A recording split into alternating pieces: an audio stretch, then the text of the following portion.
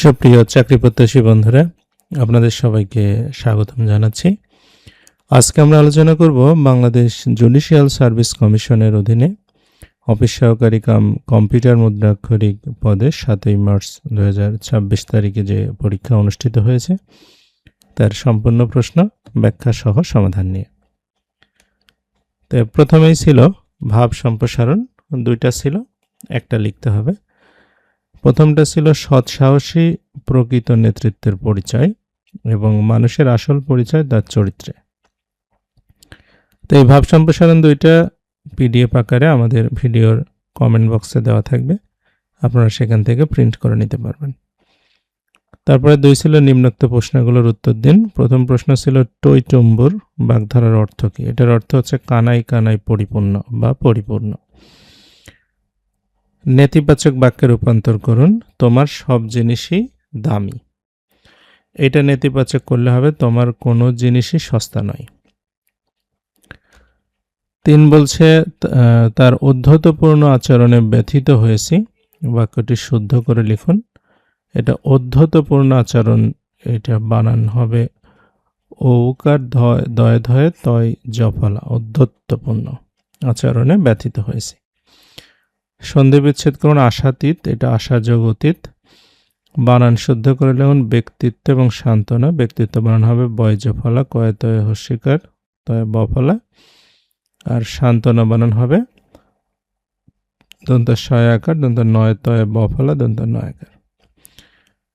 এরপরে 3 বলছে বাংলায় অনুবাদ করুন।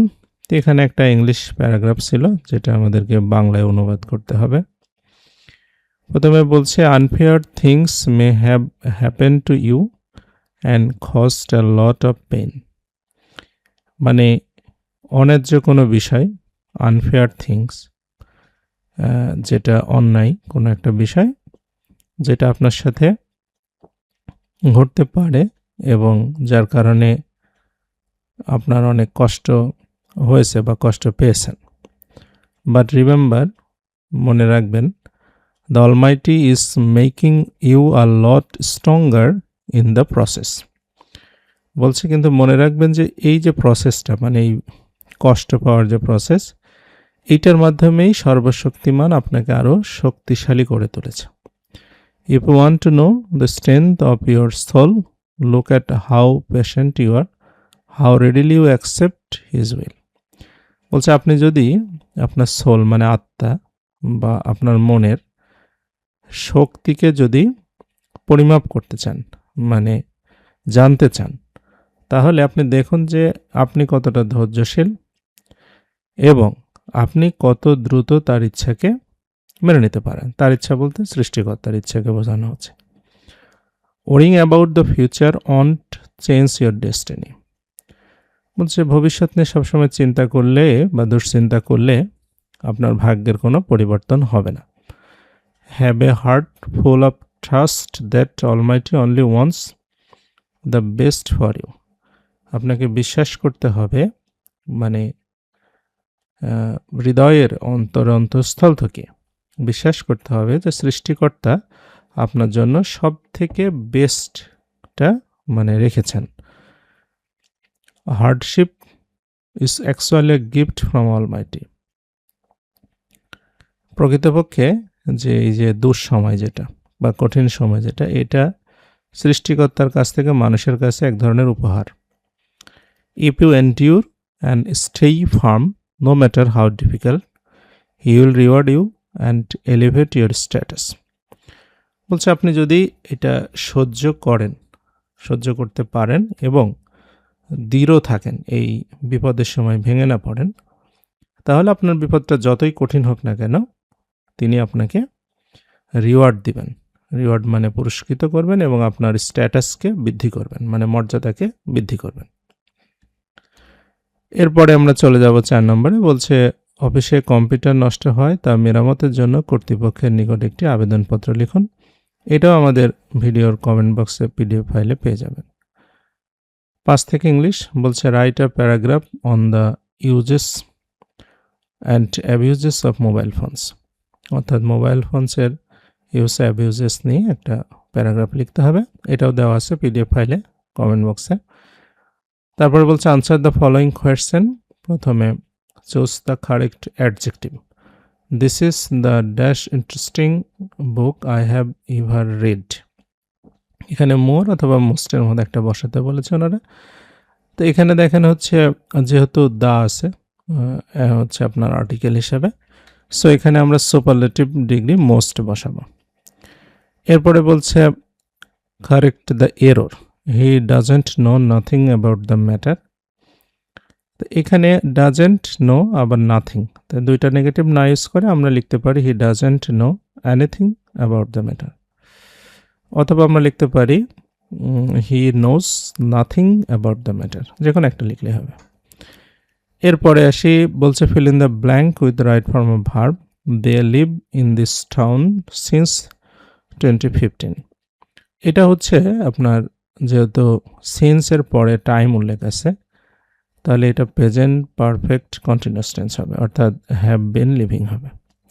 Feel in the blank with suitable preposition, he is fond of music হবে। Use correct article, he bought umbrella yesterday, an umbrella হবে, ইউজ যেহেতু আছে। এবং ফাইনালি ছিল change into indirect speech, he said I am preparing for the exam. এটা হবে said that he was preparing for the exam. আচ্ছা, 6 নম্বর ছিল change into active voice, the letter was written by রহিম। এইটা হবে হচ্ছে রহিম রোট দ্য লেটার। এরপরে ট্রান্সলেশনে যাব আমরা, ট্রান্সলেট ইনটু ইংলিশ। এখানে প্রথমে ছিল সে আমাকে সত্য কথা বলার প্রতিশ্রুতি দিয়েছে, he has promised me to speak the truth. এই সেই বই যা আমি গত বছর কিনেছিলাম, this is the book that I brought last year. এবং তাকে পুলিশ গতকাল গ্রেপ্তার করেছে, the police arrested him yesterday. দরজাটি কে খুলেছে, who has open the door. আমরা যত বেশি পড়ব তত বেশি শিখব, the more we read the more we will learn. দেশের উন্নতির জন্য আমাদের সবাইকে একসঙ্গে কাজ করতে হবে, we must work together for the development of the country. এরপর যদিও সে ধনী তবুও সে খুব সাধারণ জীবনযাপন করে, although he is rich he leads a very simple life. বিপদের বন্ধুই প্রকৃত বন্ধু, a friend in need is a friend indeed. এরপরে 8 বলছে নিম্নোক্ত প্রশ্নগুলির উত্তর দিন, মানে গণিত ছিল। প্রথমে বলছে যে একটি সংখ্যার 3 গুণের সাথে দ্বিগুণ যোগ করলে 90 হয়, সংখ্যাটি কত? আচ্ছা, আমরা মনে করি যে সংখ্যাটা এক্স, তাহলে সংখ্যাটার 3 গুণ করলে 3x হবে, তার সাথে দ্বিগুণ করলে 2x হবে, যেটা যোগ করলে 90। তাহলে 5x ইকুয়াল টু 90, এক্স এর মান হচ্ছে 5 18 90, অর্থাৎ সংখ্যাটা হচ্ছে 18।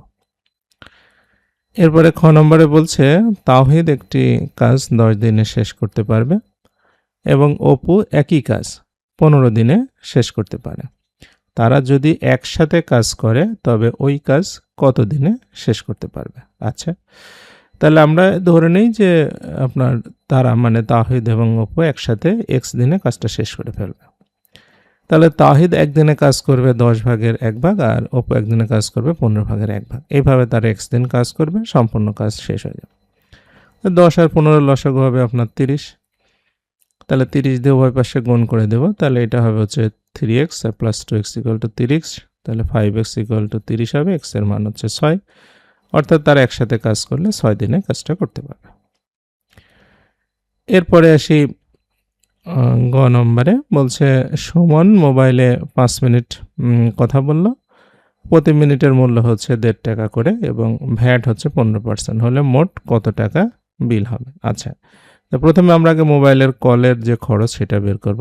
5 টাকা 5 মিনিট 1.5 টাকা করে 7.5 টাকা, আর ভ্যাট হবে 7.5 টাকার 15%, অর্থাৎ 1.125 টাকা।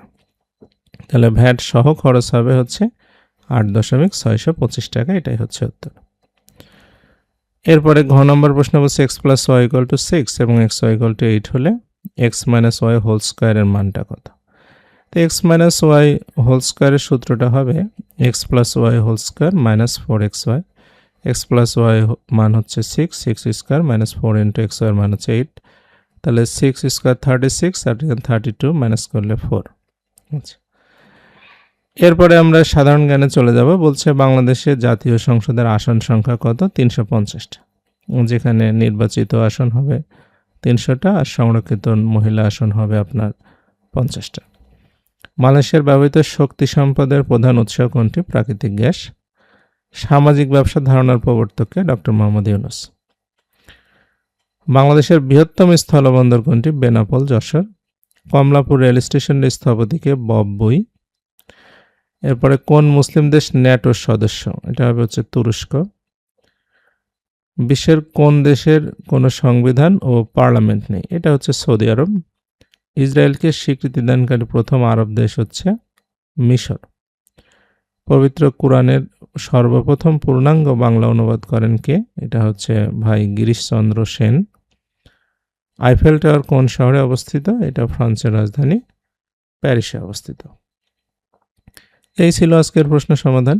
আপনাদের যদি ভালো লাগে অবশ্যই লাইক, কমেন্ট, শেয়ার, সাবস্ক্রাইব করবেন। তো এতক্ষণ সাথে থাকার জন্য আপনাদের সবাইকে অসংখ্য ধন্যবাদ জানাচ্ছি।